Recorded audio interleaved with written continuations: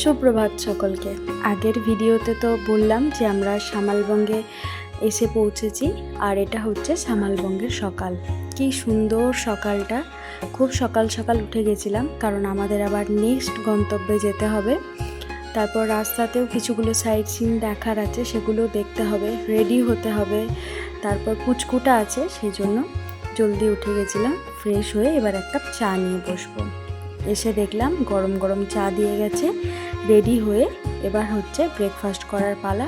আমরা বলেছিলাম রুটি খাবো, তো সেই মতো রুটি, পেঁয়াজ আলু ভাজা আর ডিম সেদ্ধ। কি সুন্দর কাঁসার থালাগুলো দিয়েছিল, তো সব কিছু গুছিয়ে বাগিয়ে দিয়েছিল।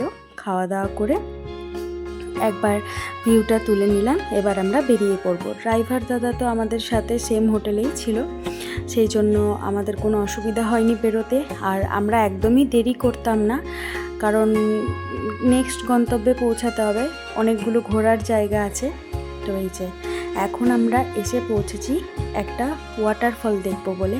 এখানে সাধারণত কেউ দাঁড়াচ্ছিল না, কারণ কারুর সেভাবে হয়তো নলেজ নেই যে এখানে ওয়াটারফল থাকতে পারে। তো আমার হাজব্যান্ড বের করেছিল, আর ড্রাইভার দাদা তো ভীষণ সাপোর্টিভ, বললো হ্যাঁ যাওয়া যাবে, কিন্তু আপনারা কি যেতে পারবেন? বাচ্চা নিয়ে, দুই মাকে নিয়ে একটু খাড়াই আছে। তো আমরা বললাম হ্যাঁ যেতে পারবো। আমার নিজেকে নিয়ে ভয় লাগেনি, আমার ওই বর ছেলেকে নিয়ে নামছিল, ভাবছিলাম যদি পা স্লিপ করে যায়। তো সবাই ঠিকমতো নামতে পেরেছি।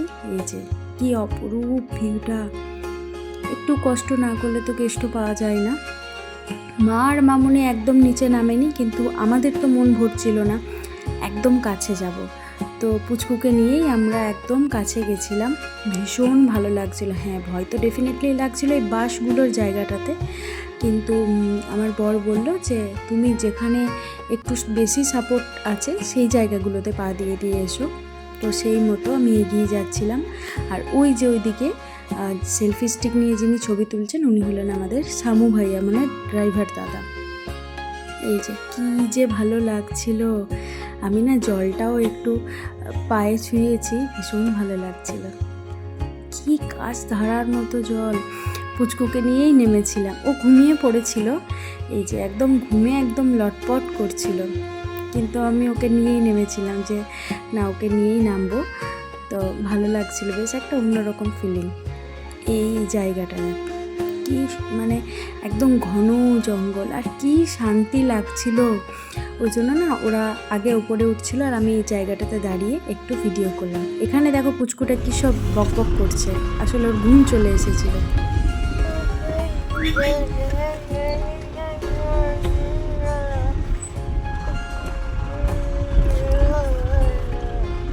তারপর আমরা আমাদের পরের গন্তব্য একটা ব্রিজে গেছিলাম। আমি নাম ঠিক বলতে পারছি না এই মুহূর্তে, আমার মনে পড়ছে না, কিন্তু অসাধারণ। এটা ওই যোগীঘাট ব্রিজের মতো খানিকটা বলতে পারো তোমরা। ভীষণ সুন্দর ভিউ, আর সেরকম সুন্দর ছবিগুলো আসছিল, দারুণ এসেছিলো আমাদের ছবিগুলো। এখানে খানিকক্ষণ সময় কাটিয়ে আমরা চলে গেলাম বিদ্যাং বলে একটা জায়গায়, যেখানে একটা অনেক পুরনো হ্যাঙ্গিং ব্রিজ আছে। এখানে সাধারণত কেউ যায় না, কিন্তু যেখানে কেউ যায় না সেগুলোই তো খুঁজে খুঁজে বের করে আমার হাজব্যান্ড। আর ড্রাইভার দাদা তো ভীষণই ভালো, বললাম তো ও বললো যে হ্যাঁ আমি নিয়ে যাব। তো এই যে কি সুন্দর ফাঁকা ব্রিজটার, জায়গাটাও সুন্দর। আর পুচকুটা ঘুমাচ্ছিল বলে মা গেল না বলে মামুনিও গেল না, ওরা দূর থেকেই দেখছিল।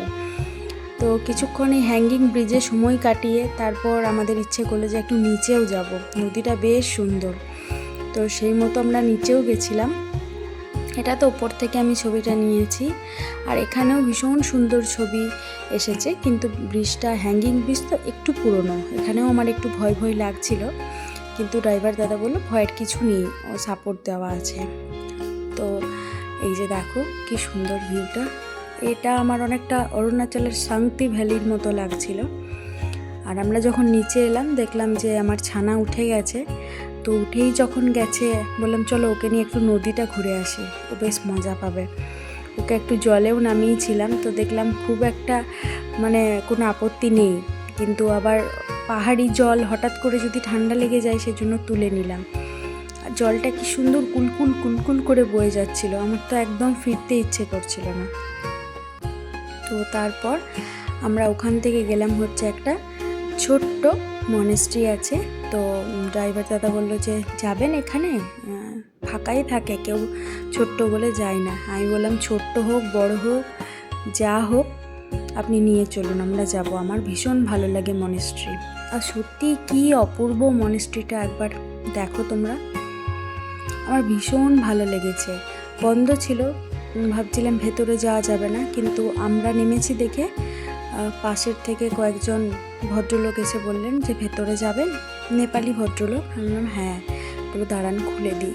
ওনারা খুলে দিলেন, আমরা আবার ভেতরে ঢুকলাম, তারপর ওপর গেলাম। ভীষণ ভালো লাগছিল। এমনি মনেস্ট্রি আমার ভীষণ প্রিয় জায়গা, যেখানেই যাই আমি আমার হাজব্যান্ডকে বলি যে দেখো তো কোনো মনেস্ট্রি আছে কিনা, কারণ মনেস্ট্রি আমার ভীষণ শান্তি লাগে, শান্তিরই তো জায়গা।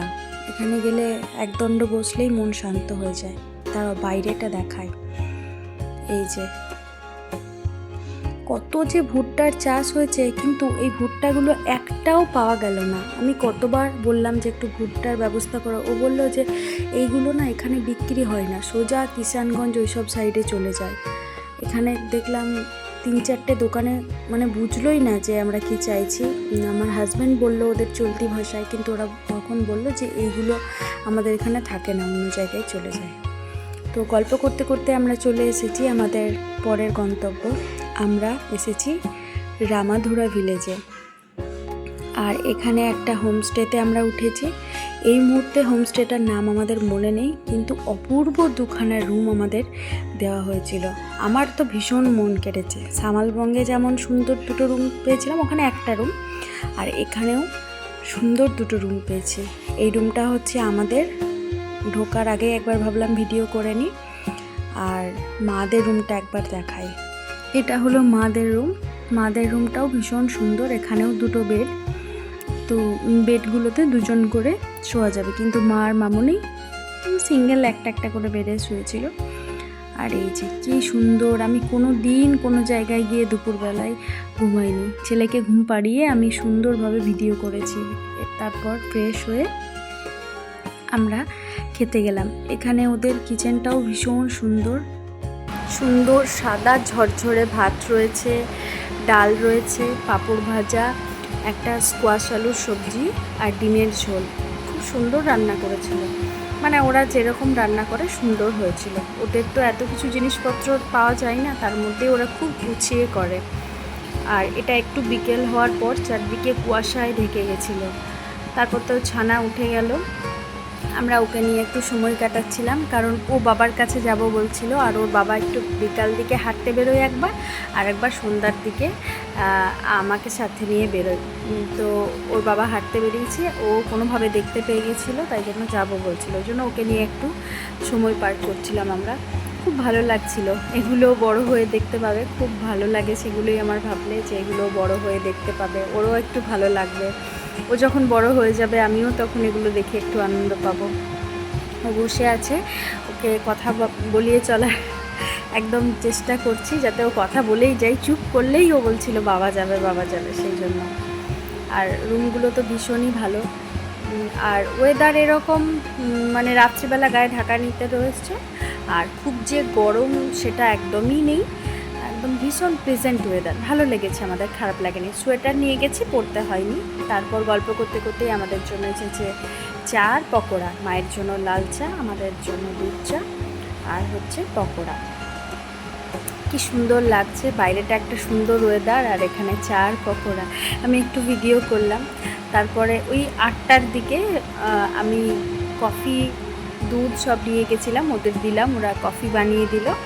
আর সাথে ছিল চানাচুর চিড়ে ভাজা, সেগুলো একটু খেলাম। তারপর গল্প করে আমরা ওখানে তো 8:30-9টার মধ্যে ডিনার হয়, ডিনার করতে গেলাম। তারপর খাওয়া দাওয়া করে আবার শুয়ে পড়লাম।